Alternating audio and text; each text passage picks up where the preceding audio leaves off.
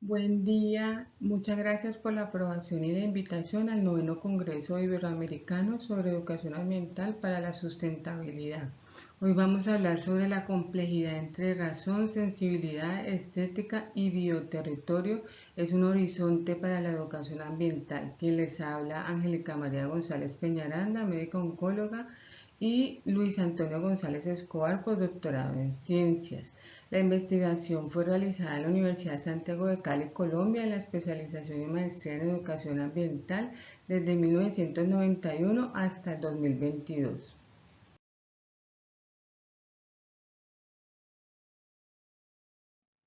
Debido a la crisis ambiental en Colombia, se desarrolló la especialización en la maestría en educación ambiental en la Universidad de Santiago de Cali en 1991 y fue reconocida como el primer programa de este tipo en Colombia, en donde se implementó un currículo integral orientado por la complejidad y centrado en la articulación entre conocimientos científicos, saberes locales y acciones de cuidado en el bioterritorio. El objetivo de nosotros es evidenciar una experiencia académica en concreta en esta época y además brindar una experiencia individual como estudiante y como docente de la maestría. La educación ambiental no es un concepto novedoso, es un concepto que viene desde hace muchos años, desde 1948 con Thomas, quien hizo el primer uso institucional del término educación ambiental. Después, en 1970, Estados Unidos crea la primera ley pública de educación ambiental. Posterior vienen las cumbres ambientales desde 1972, donde se reúnen en diferentes países con el fin de consolidar algunas normas y algunas políticas a nivel internacional de la parte ambiental. Con todos estos discursos se crean políticas y se crean también currículos y pedagogías con el fin de transformar la parte social y con el fin de transformar también la educación orientada a la regeneración de la vida. Pero con el tiempo vemos que estos currículos y estas pedagogías están muy estructurados, muy rígidos y que solamente, digamos, nos ayudan a identificar el problema o a diagnosticar el problema, más no ir más allá. Entonces, con la maestría entendimos que era importante ir más allá e integrar la razón, la sensibilidad, la ética, la estética y desafíos de subjetivación. Entendimos que la educación ambiental se debe pensar como una apuesta de porvenir.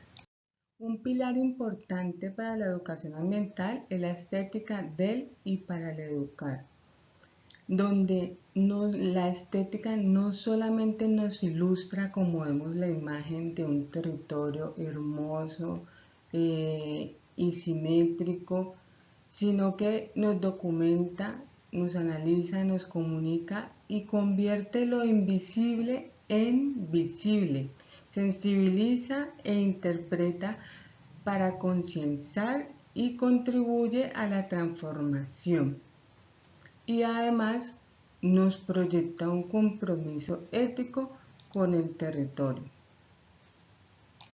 Durante el estudio encontramos algunas problemáticas ambientales como la crisis del pensamiento, los enfoques disciplinarios fragmentados por la naturaleza transdisciplinaria de la educación ambiental, porque solamente se pensaba que el educador ambiental podía ser biólogo.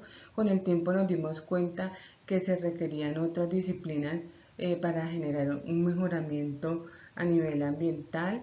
Además de eso, también nos dimos cuenta que los estudios iniciales de los estudiantes solamente identificaban problemas, hacían un diagnóstico ambiental, pero no generaban una solución, porque se enfocaban solamente en un solo factor o en una sola variable. Un ejemplo, si evaluaban la contaminación de un río, solamente evaluaban las condiciones o las variables físico-químicas sin integrar los factores sociales, culturales o económicos del bioterritorio.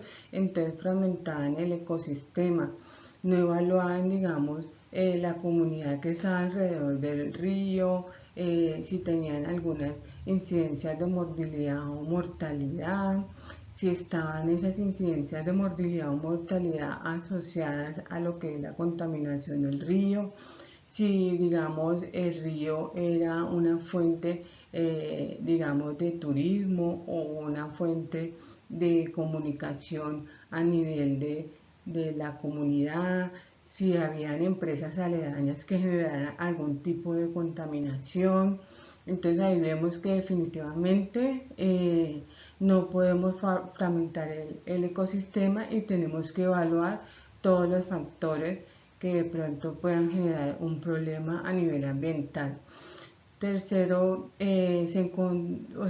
también vimos que tenemos la necesidad de marcos metodológicos acorde a la complejidad del mundo actual, porque los marcos metodológicos actuales son muy rígidos, muy atrasados, muy estructurados, muy flexibles, que de pronto por la complejidad actual se requiere de pronto de tener unos marcos metodológicos más dinámicos, no estáticos, más flexibles, que de pronto nos ayuden a mejorar todos los trabajos a nivel ambiental. La maestría en educación ambiental se fundamentó en el pensamiento complejo propuesto por Edgar Morin. Allí en la maestría entendimos que la educación ambiental es una educación de porvenir, donde está relacionada con el conocimiento, la vida, la ética, la humanidad y el bioterritorio. Un ejemplo, digamos, un proyecto sobre residuos sólidos hospitalarios, tenemos que manejarlo con todos los usuarios, con todo el personal, desde el gerente hasta la persona de limpieza y con la comunidad aledaña. Si nosotros no manejamos las relaciones comunitarias hospitalarias, pues se iban a generar conflictos y no íbamos a poder sacar adelante, digamos, el proyecto del manejo de los residuos sólidos hospitalarios. Entonces, fortalecer la organización comunitaria ayuda también a modificar esas prácticas a nivel ambiental y también esto nos da a entender de que la educación ambiental dejó de ser una clase y se convirtió en un proceso territorial vivo. El enfoque metodológico del estudio es un enfoque cualitativo, sistémico, interpretativo desde la complejidad. Se implementó un currículo integral orientado por la complejidad, donde el bioterritorio se asumió como una unidad pedagógica, investigativa y ética. El contexto y la metodología del estudio es el ejemplo real asociado y el bioterritorio fue asumido como un aula, o sea, los humedales, las cuencas, los barrios, las instituciones educativas, las instituciones de salud, las empresas, las zonas rurales se convirtieron en escenarios de investigación e información, y esta fue la clave metodológica, porque no estudiábamos digamos el bioterritorio fuera, sino dentro de él. Fue la clave para que así generáramos, digamos, muchas soluciones a los problemas ambientales que tuvimos en esa época. Como resultados, se generaron diferentes trabajos de grado desde 1995 al 2016, con diferentes líneas y sublíneas pedagógicas de cuenca de humedales, de saneamiento básico, de impacto ambiental. Se generaron también 3 volúmenes de recopilación de trabajos de grado, donde también fueron comentados en el Encuentro Latinoamericano de Directores de la Maestría en Educación Ambiental de la Universidad de Guadalajara, México, en el 2016. Dentro de los resultados relevantes formativos, estuvieron el fortalecimiento del pensamiento complejo, la aprobación crítica con el bioterritorio, el desarrollo de competencias para la toma de decisiones ambientales, la aprobación y la comprensión de las problemáticas locales ambientales, y entendimos que el currículo fue concebido como un sistema abierto, recursivo y en permanente transformación, en donde se articulan procesos de investigación, formación académica y acción comunitaria, favoreciendo la emergencia del sujeto ecológico, un sujeto crítico, sensible y corresponsable de su territorio. Los hallazgos muestran que un currículo integral construido desde la complejidad favorece nuevas interpretaciones, distintas visiones de concebir el conocimiento, construcción de nuevos epistemes, experiencias de corresponsabilidad y procesos de transformación social ante la necesidad de una educación de porvenir. Y me pasó también porque yo como personal de salud al principio no entendía la relación del ambiente con la salud. En esa época nos dimos cuenta que definitivamente están muy relacionados, y están muy relacionados no solamente con el sector de la salud, sino con el sector de la educación, con el sector económico y con todos los otros sectores. El personal de salud nos dimos cuenta que, digamos, las enfermedades no solamente están en el consultorio, sino que hay que ir más allá, hay que buscar también cuáles son sus causas, cuáles son sus efectos, hay que buscarlas en el ambiente, y que es muy necesario la educación con el fin de prevenir todo tipo, no solamente de enfermedades, sino de impactos ambientales y de problemas a nivel también educacional. Los estudiantes generaron diferentes resultados, especialmente libros, estrategias educativas, generaron también manuales. Dentro de ellos nosotros generamos un libro que es la gestión integral de residuos sólidos para el hospital donde yo trabajaba en Cali.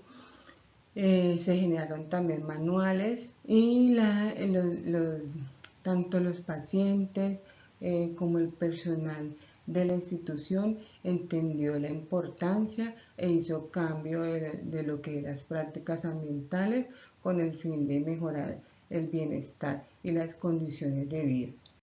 Con las prácticas y las experiencias comunitarias de porvenir en la maestría, no solamente estuvimos en monitoreos participativos en algunas empresas, sino que también se generaron proyectos de gestión ambiental, en donde entendimos que era muy importante integrar el sistema ambiental con el sistema de salud ocupacional y con el sistema de calidad.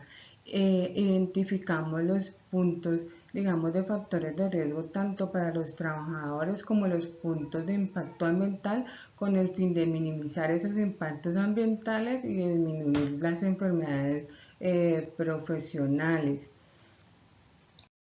También con las prácticas de porvenir se hicieron biotorres, que son unidades agrícolas familiares, que no solamente se hicieron, digamos, a nivel de huertas, a nivel escolar, sino también a nivel de entidades de salud y también a nivel de empresas. Con las prácticas comunitarias nos ayudaron a generar unos productos o unos saberes plasmados en estos libros. Todo esto realizado por los estudiantes. Tenemos acá el ejemplo, digamos, del fortalecimiento comunitario para el desarrollo sustentable desde la perspectiva educativa, La vereda del cauchal, que es el primer libro. El segundo libro es La educación para la salud y la ecología, en donde se presentó para el programa de medicina y se abrió una materia de ecología y salud, donde los estudiantes, digamos, agradecieron también porque aquí nosotros les explicábamos todo lo que eran los factores ambientales que generaban enfermedades, y todo lo que eran lo que las enfermedades tropicales, cómo digamos se generaban a nivel biológico y cómo se generaban a nivel de la salud y cómo tratarlas.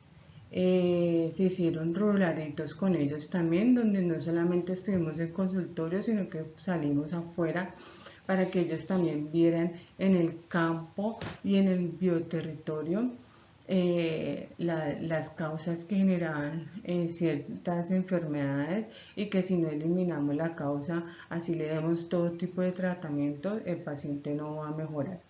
Y también ahí nos dimos cuenta de que la mayoría de las enfermedades oncológicas, los especialistas siempre referían que el 80% era por factores genéticos y un 20% por factores ambientales. Y en esa época nosotros nos dimos cuenta que los factores ambientales eran ya un 80% y los factores genéticos un 20%. Entonces desde esa época nos dimos cuenta de que los factores ambientales eran los que más producían cáncer, y en esa época pues la gente pensaba que nosotros decíamos mentiras o que estábamos locos, pero en realidad estábamos en lo cierto. Y también desde esa época nosotros comentamos que uno de los tratamientos posibles para el cáncer también pueden ser los parásitos y los hongos. También se generó otro libro que es La estética de la tierra viva, en donde no solamente se habla de la memoria biocultural y la educación de porvenir, sino también se establece la relación entre lo que es la biodiversidad y el cáncer, y cómo la biodiversidad es muy importante para lo que es también, digamos, nuevas terapias de tratamiento en oncología.